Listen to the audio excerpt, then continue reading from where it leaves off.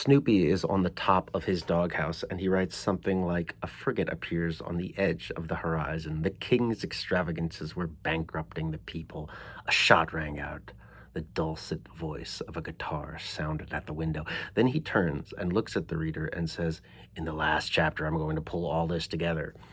Gene Wolfe had said that in an interview called "On Encompassing the Entire Universe" with Larry McCaffrey, and it says a fair bit about his writing style in The Shadow of the Torturer.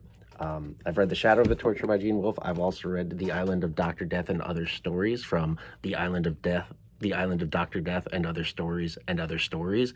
I have not yet read The Other Stories, but I have read The Shadow of the Torturer.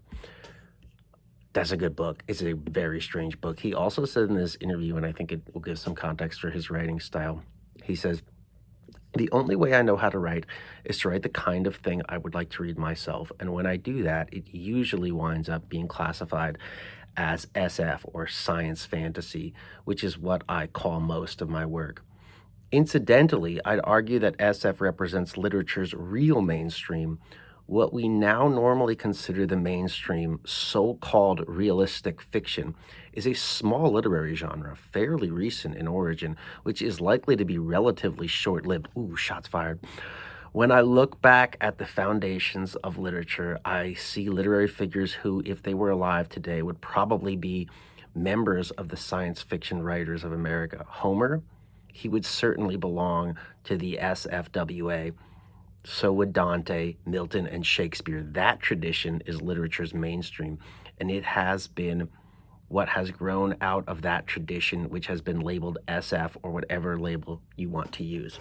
So Homer's an interesting mention there because I had known that he was inspired by Homer, and it feels like reading Homer in some ways, in that you're given this meandering journey, which feels in some way like fantasy novels that have a quest that acquires members, and you're just with Luffy and you're just off to the next place. And then in some ways, it feels like Homer, like you're just sort of appreciating where you are because you have no idea if this is going to be important to a later point in Snoopy riding on top of the doghouse. And he does tie things together.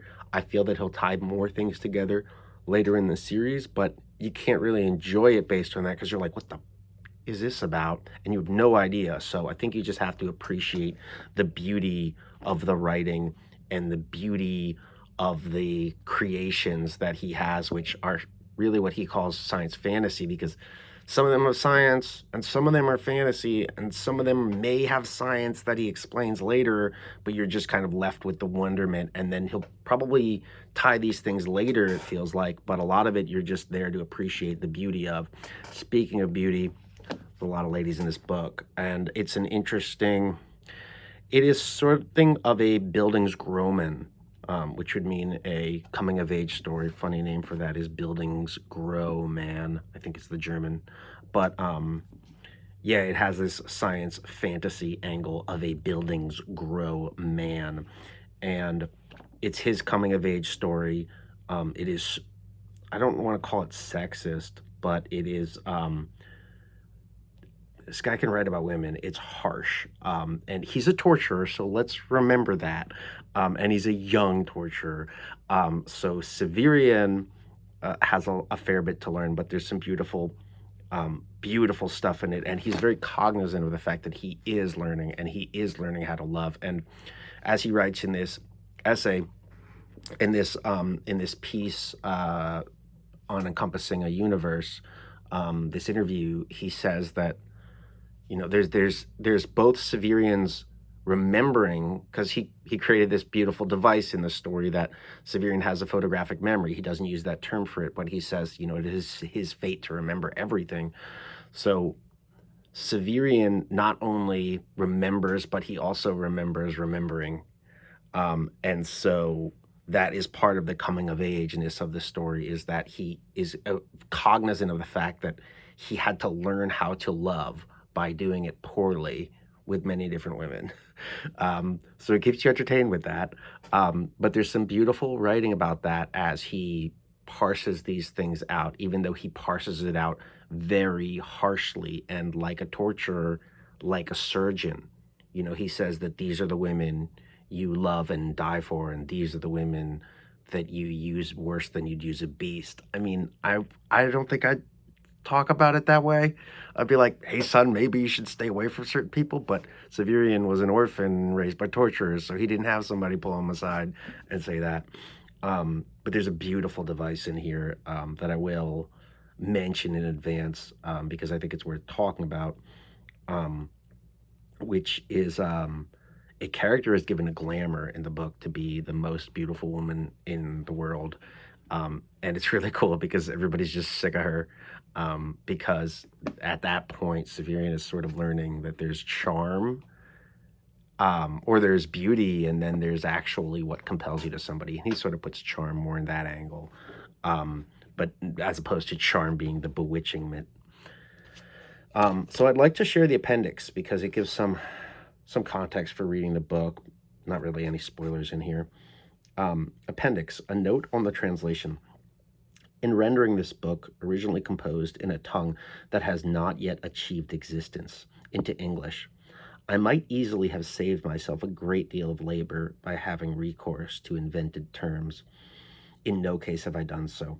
Thus, in many instances, I have been forced to replace yet undiscovered concepts by their closest 20th century equivalents. Such words as peltast, androgen, and exultant are substitutions of this kind and are intended to be suggestive rather than definitive. Metal is usually, but not always, employed to designate a substance of this sort. The word suggests to contemporary minds. When the manuscript makes reference to animal species resulting from biogenetic manipulation or the importation of extrasolar breeding stock, the name of a similar extinct species has been freely substituted. Indeed, Severian sometimes seems to assume that an extinct species has been restored. The nature of the riding and draft animals employed is frequently unclear in the original text. I have scrupled to call these creatures horses, since I am certain the word is not strictly correct. The destriers of the Book of the New Sun are unquestionably much swifter and more enduring animals than those we know, and the speed of those used for military purposes seems to permit the delivering of cavalry charges against enemies supported by high energy armament. Latin is once or twice employed to indicate that inscriptions and the like are in a language Severian appears to consider obsolete. What the actual language may have been, I cannot say. To those who have preceded me in the study of this post-historical world, and particularly to those collectors, too numerous to name here, who have permitted me to examine artifacts surviving so many centuries of futurity, and most especially to those who have allowed me to visit and photograph the era's few extant buildings. I am truly grateful. G.W. And then it proceeds to the Claw of the Conciliator, which would be book 2 in the Book of the New Sun. I feel like I have not done justice to some of the female characters in this really interesting, really strange book. But yeah, Severian's sword is named Terminus Est, which I believe is some of the Latin dropped in here, and it means the line. This is the line of division. So that's something that he is again finding out, and as he learns to better know the women in his life, he is experimenting with the terminus est. Where is the line of division? And in some ways, that line of division is between good and evil. In some ways, for him, that line of division is between an outer beauty and an inner beauty. And I'll say as much as that. There are certainly other philosophical musings in the novel. One of them being that our lies define us and that we pursue our lies and that our lies become truths, which is a very interesting premise for a science fiction novel. There's not a ton of science fiction yet. Um, and again, like I was saying, it's hard to know what's he's going to justify later. So we're in Gandalf territory in that it's beyond it seems like it's beyond a magical system, but that doesn't mean there's not one underlying it.